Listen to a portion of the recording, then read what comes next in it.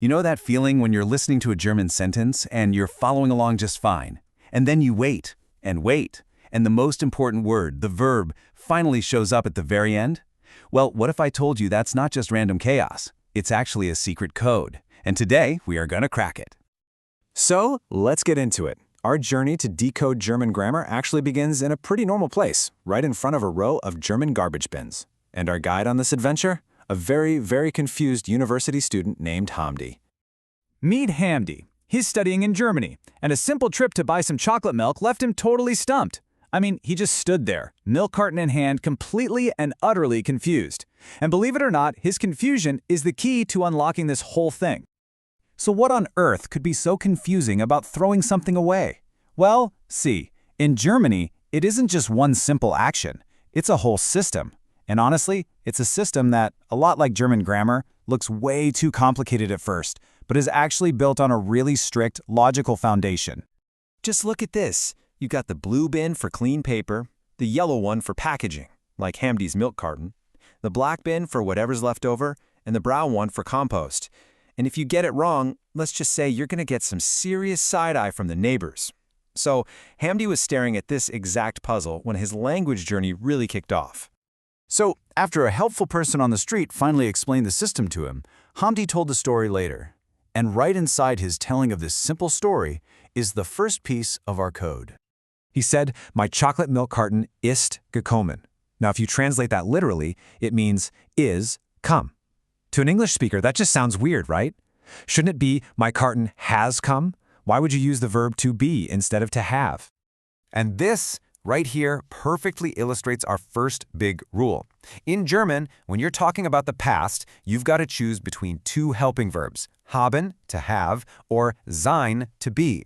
Now, most of the time you'll use haben, but, and this is the key, if the main verb is all about a change, like a change of location, something going somewhere, or a change of state, like waking up, you have to use sein.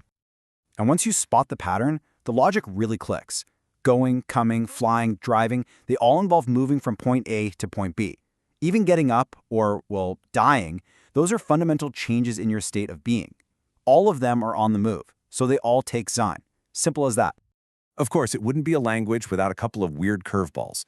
The verb sein itself, meaning to be, and bleiben, to stay, also use sein as their helping verb, which is kind of funny because they describe a lack of motion. Remember Hamdi's quote? Ich bin confused geblieben. I remained confused. These two, yeah, you just got to memorize them. All right, on to our next clue. Now, this one explains why German sentences feel like a suspense novel where you have to wait right until the very end to find out what actually happened. It's all about verbs that literally break in half. This brings us to the wonderful world of separable-prefix verbs. So, you start with a single word, like anrufen, which means to call. But when you actually use it in a sentence, it splits in two. The main part, rufen, stays near the beginning, but that little prefix, an, gets kicked all the way to the end. So let's look at a classic example. Ich rufe meinen Freund an. The sentence starts off with I call my friend, but you don't really know the full action until you get that little an at the very end. This structure is what creates that famous German sentence frame, basically holding all the other information in the middle. So how in the world do you know if a prefix is going to pop off and go to the end? Well, it's actually surprisingly simple. You can hear it. If the emphasis, the stress, is on the prefix, like aufstehen, it separates. If the stress is on the main verb, like vergessen, it stays put. Your ear is your guest guide here. And this whole separating thing even changes how the verbs form their past tense. For a separable verb like einkaufen, to shop, that past tense marker, ge, gets sandwiched right in the middle, eingekauft. But for an inseparable verb like vergessen, to forget, you don't add ge at all. The past participle is just vergessen. Okay, you ready? Time for the final boss level of German verbs. This is where you see multiple verbs just stacking up at the end of a sentence. It's the most complex thing, Hamdi said, and it's the final piece of our code.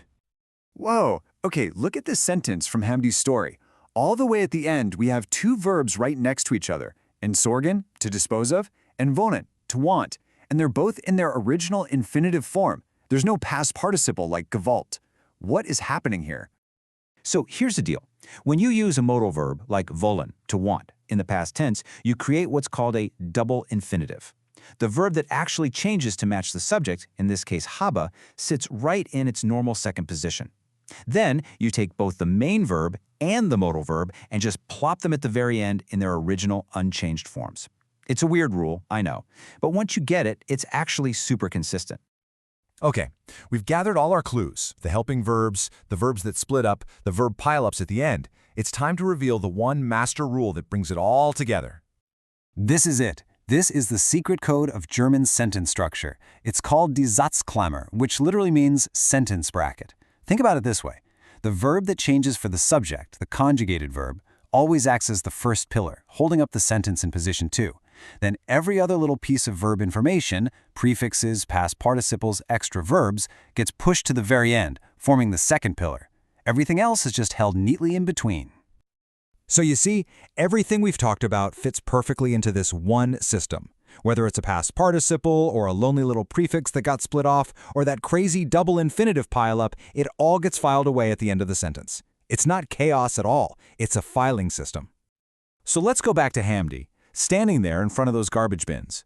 His confusion, both with the trash and with the language he was using to talk about it, it all came from the same place. He was looking at a system that seems really complicated on the outside, but is actually governed by a deep, powerful logic. Once you see the frame, you see the order.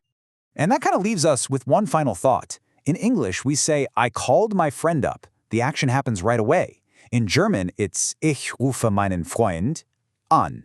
You have to wait. You have to listen to the entire thought before the action is complete. How does that change the way a story is told, or even the way it's heard? What does it mean to be a language that saves the main event for the very end?